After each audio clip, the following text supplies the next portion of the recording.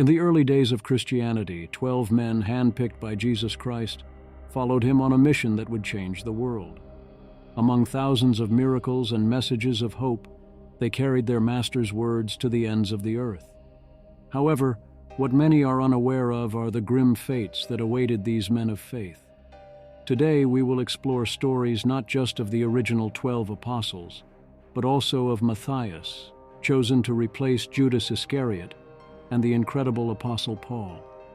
The apostles were the first messengers of Christianity, spreading the good news across hostile and unknown lands. Facing persecutions, rejection, and unimaginable challenges, they stood firm in their mission. But this dedication came at a terrible price. Their journeys, marked by miracles and conversions, ended in deaths that would shock anyone for their brutality and cruelty. Each apostle, from Peter to Paul, met an end marked by unwavering faith, but also by a violence that would test the limits of human understanding. However, before we discuss how each of them died, it's necessary to explain that only 2 of these deaths are recorded in the Bible, that of James, the son of Zebedee, and of Judas Iscariot. Therefore, all other accounts of their deaths are merely assumptions according to ancient Christian tradition. It's important to note that the authenticity and historical accuracy of these traditions vary and are often the subject of debate, as some traditions are well documented and based on apocryphal sources, writings of the early church fathers, and oral traditions, while some traditions are far more questionable and less reliable. But above any tradition, no matter how credible it may be, nothing will surpass the authentic biblical text. It is agreed that traditions are often very useful in helping us understand the events and historical context of the early years of the early church. But these traditions are not the Bible. Therefore, amidst many questions, contradictions, and differing views regarding the deaths of the apostles, I will discuss here the accounts of their deaths that are most widely accepted within historical theology, that is, those that are most reliable among believers and scholars. Peter. Peter is often depicted as impulsive and passionate, sometimes acting or speaking without thinking.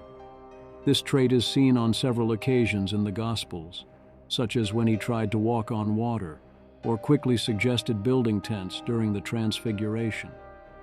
Peter had a special relationship with Jesus, often serving as the spokesperson for the disciples.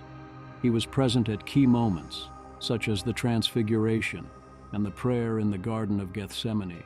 His confession that Jesus was the Christ is a central point in the Gospels. After Jesus' ascension, Peter emerged as a leadership figure in the early church. He preached on the day of Pentecost, leading to the conversion of thousands. The Acts of the Apostles recount various miracles performed by Peter and his active participation in spreading the gospel and structuring the early church. Christian tradition holds that Peter was martyred in Rome during Nero's persecution of the Christians. He is said to have been crucified upside down, at his own request, considering himself unworthy to die in the same manner as Jesus. This was the same Peter who once denied Christ 3 times. Andrew. Andrew, the brother of Simon Peter, was also a fisherman by profession. His first interaction with Jesus is noteworthy. Before following Jesus, Andrew was a disciple of John the Baptist. He was one of the first disciples to recognize Jesus as the Messiah, afterward his brother Peter to Jesus. Andrew is often depicted as a welcoming and inclusive figure in the Gospels. He played a significant role in introducing others to Jesus, such as in the case of his brother Peter and the boy with the loaves and fishes in the miracle of the feeding of the 5,000. Although not as prominent as Peter or John, Andrew is consistently portrayed as a dedicated and reliable disciple, playing an important role behind the scenes in Jesus' ministry. Tradition holds that Andrew preached the gospel in various regions, including what is now known as Greece and Turkey. He is known to have focused on areas along the Black Sea and in the eastern Mediterranean. Andrew is believed to have been martyred in Patras, Greece. He is said to have been crucified on an X-shaped cross, which later became known as the St. Andrew's Cross. The choice of this form of crucifixion is often seen as a sign of his humility. James, the son of Zebedee. James, the son of Zebedee and brother of John, was a fisherman by profession. He was one of the first disciples to be called by Jesus, along with his brother. The calling of James and John occurred by the Sea of Galilee, where they were mending their fishing nets. James is often portrayed as fervent and passionate, characterized by an ardent zeal. He and his brother John were given the nickname Boanerges by Jesus, which means sons of thunder, probably due to their vigorous and impetuous nature. He was one of Jesus' closest disciples, being part of the inner circle that included Peter and John. He was present at critical moments in Jesus' ministry, such as the Transfiguration and the prayer in the Garden of Gethsemane. James is less mentioned after Jesus' resurrection than other apostles like Peter and John. However, his influence as one of the early disciples was significant in the formation of the early church. Unlike the deaths of the other apostles, his is mentioned in the Bible in Acts 12:2. He had James, the brother of John, put to death with the sword. This verse refers to the action of King Herod Agrippa I, who executed James as part of a broader persecution of Christians. James, the son of Alphaeus. James, the son of Alphaeus, is one of the more mysterious figures among the 12 apostles, with little information about his life before following Jesus. He was one of the disciples chosen by Jesus to be part of the intimate circle of the 12. He is often confused with other individuals named James mentioned in the New Testament. His personality and specific details of his relationship with Jesus are not widely documented in the Gospels. As one of the 12, James was closely involved in Jesus' ministry. He is mentioned as being present in the upper room in Jerusalem after Jesus' ascension, indicating his ongoing role in the early church. There are various traditions about the final fate of James, the son of Alphaeus. One tradition holds that he was martyred in Egypt, where he was crucified, but the details and veracity of this tradition are uncertain. Thomas. Thomas was one of the 12 disciples chosen by Jesus to follow him. Little is known about his background before becoming an apostle. Best known for his doubt, Thomas is often remembered as Doubting Thomas. This trait is most notable after the resurrection of Jesus, when he expressed doubt until he could see and touch Christ's wounds. He is portrayed in the Gospels as someone who was sincere in his quest for understanding and clarity. He asked Jesus direct questions, reflecting his deep desire to understand the teachings and mission of the Son of God.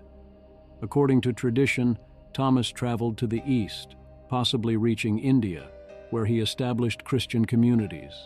He is credited with founding the Christian church in that region, particularly among the communities that would later be known as St. Thomas Christians. He is believed to have been killed in the area of India by a spear, thus becoming a martyr for his faith. Philip. Philip was from Bethsaida, the same town as Peter and Andrew.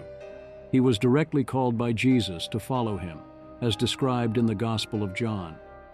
Philip's immediate response to this call shows his readiness to follow Jesus. Philip was involved in significant moments of Jesus' ministry. He is mentioned several times in the Gospel of John, including an occasion when he brought Nathanael, Bartholomew, to meet Jesus. Although the Acts of the Apostles and other New Testament sources do not extensively detail Philip's later ministry, he is mentioned as one of the apostles present in the upper room in Jerusalem after Jesus' ascension. This indicates that he continued to play a role in the emerging church. There are various traditions about the martyrdom of Philip. One suggests that he was martyred in Asia Minor, possibly in Hierapolis. The exact nature and details of his martyrdom, however, are uncertain and vary among different sources, ranging from crucifixion, hanging, stoning, to beheading. Bartholomew. Bartholomew, also known as Nathanael, is mentioned in the Gospels as one of the apostles. He was introduced to Jesus by Philip and is known for his frank conversation with Jesus. Bartholomew is portrayed as sincere and straightforward in his approach. In his initial encounter with Jesus, he exhibits skepticism, but quickly transitions to profound faith upon recognizing Jesus as the Son of God.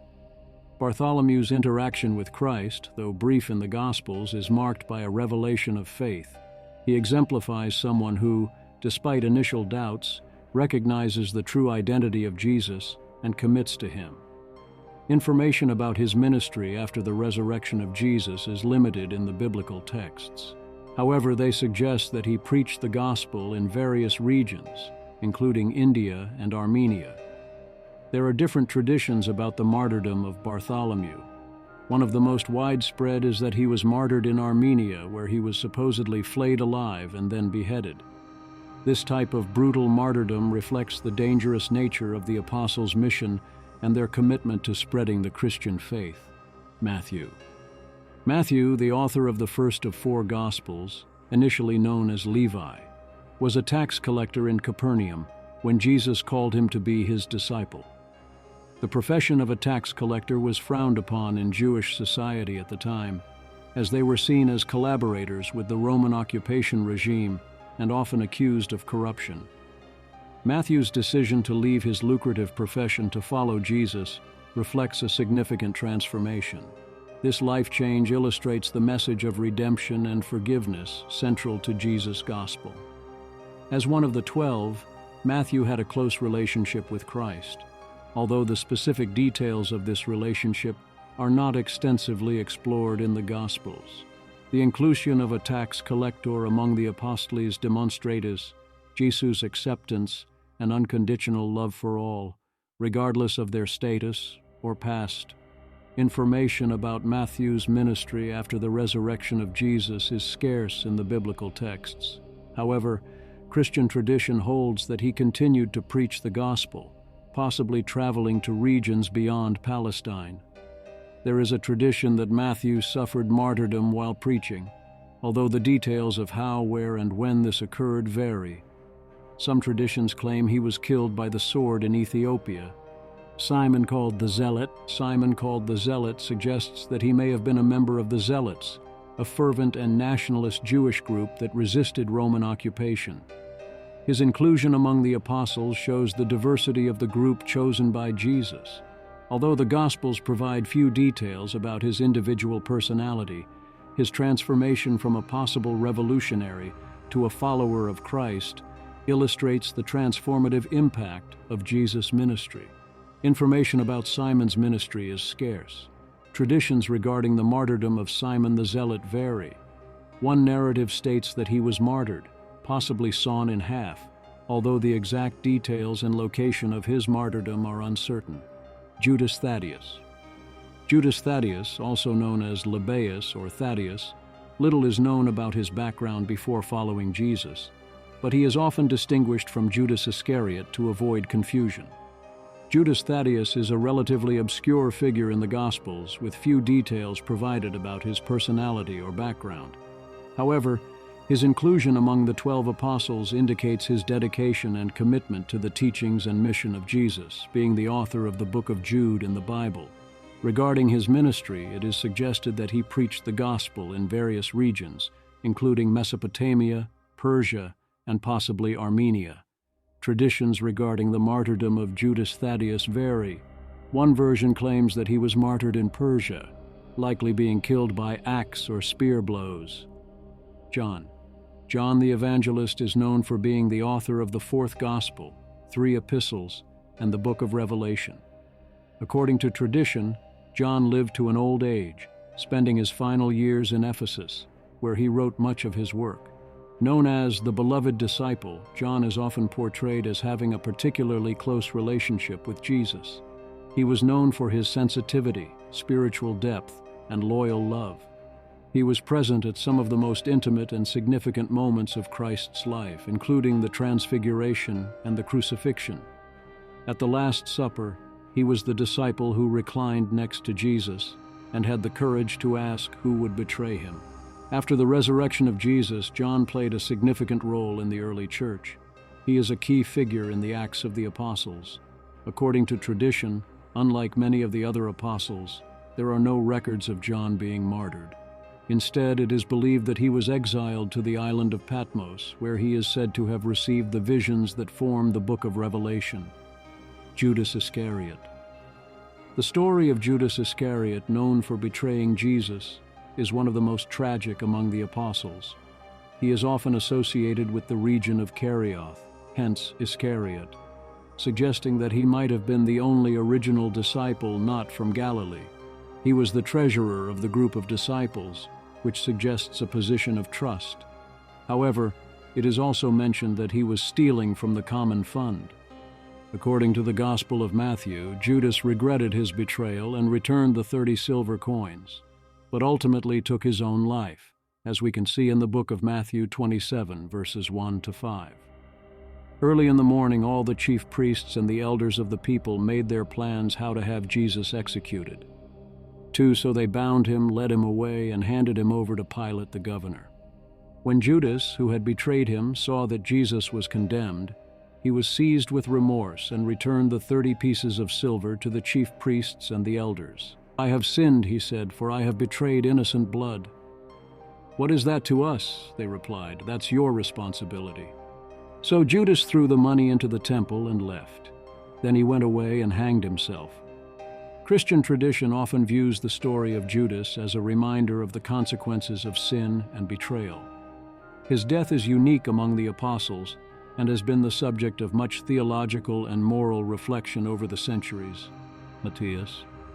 Matthias was chosen to join the 12 apostles after the death of Judas Iscariot.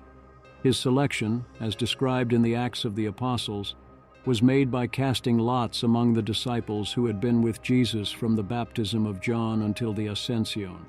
This was done to maintain the symbolic number of 12 apostles, representing the 12 tribes of Israel. After being chosen as an apostle, Matthias assumed his role in the early church. However, specific details about his ministry are scarce in the Bible, and much of what is known about him comes from church traditions and apocryphal writings. There are different traditions about the fate of Matthias. One tradition holds that he preached the gospel in Cappadocia and along the shores of the Caspian Sea, suffering martyrdom in that region. Another version claims that he was stoned and then beheaded in Jerusalem. Although the exact details may vary, these narratives highlight Matthias's willingness to face persecution and martyrdom for his faith. Paul, originally known as Saul of Tarsus and considered by many as the greatest Christian leader and apostle, began his journey as a fervent persecutor of Christians. His conversion occurred dramatically on the road to Damascus, where he had a vision of Jesus Christ. This event led him to become one of the greatest advocates for Christianity. Saul was a Roman citizen and a Pharisee, educated under Gamaliel, a respected teacher of Jewish law. His intellectual background profoundly influenced his theological and missionary approach. After his conversion, he dedicated himself entirely to the Christian mission, using his education to argue in favor of the faith and establish churches. Although he did not know Jesus during his earthly ministry, Paul had a profound spiritual experience with Christ, which he describes as a direct encounter with the resurrected Lord. This relationship completely transformed his life and mission. Paul is best known for his extensive missionary journeys throughout the Roman Empire, during which he founded several churches in major cities of the time. He wrote numerous letters to the churches he founded, many of which are part of the New Testament. These letters address theological, ethical, and practical issues and are fundamental to understanding Christian faith and life. Throughout his ministry, he faced intense opposition, including imprisonment, floggings, and various forms of persecution. Paul knew he would be killed, but he was not afraid. He had obeyed God's commands and taught the gospel, as we can see in 2 Timothy 4, verses 6 to 8. "For I am already being poured out like a drink offering, and the time for my departure is near. I have fought the good fight, I have finished the race, I have kept the faith. Now there is in store for me the crown of righteousness, which the Lord, the righteous judge, will award to me on that day, and not only to me, but also to all who have longed for his appearing." Christian tradition holds that Paul was martyred in Rome, probably during Nero's persecution of the Christians. It is believed that he was beheaded, a form of execution reserved for Roman citizens, thus leaving an invaluable legacy to Christianity. The apostles of Jesus Christ, chosen from among his first followers, played a crucial role in the foundation and spread of early Christianity. Each of them, with their unique stories and distinct personalities, significantly contributed to the establishment of the Church and the propagation of the gospel. The apostles not only stood by Jesus during his earthly ministry, witnessing his miracles and teachings, but also became the first witnesses of his resurrection. They were tasked with bringing the message of salvation to all nations, a mandate they fulfilled with courage and dedication, often facing persecution and martyrdom. Their influence extends far beyond their earthly lives, continuing to shape the faith, practice, and doctrine of the Church to this day. They represent the foundations upon which the Church was built and a source of inspiration for Christians around the world. May we, like them, have unwavering faith and wholeheartedly believe that Christ will soon return. Amen.